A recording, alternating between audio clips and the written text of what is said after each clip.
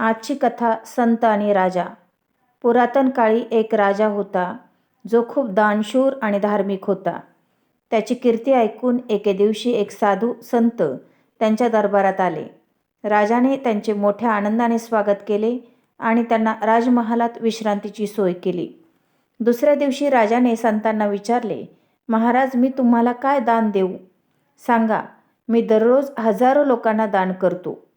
संतांनी हसून उत्तर दिले, राजन, मला तुमच्या खजिन्यातील धन नको.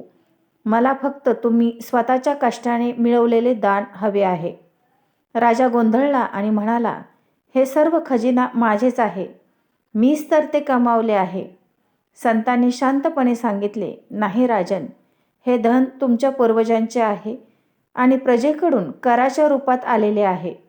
हे तुमचे स्वतःचे कष्ट नाहीत. मला कष्टाचे दान हवे आहे. राजाला संतांचे म्हणणे समजले.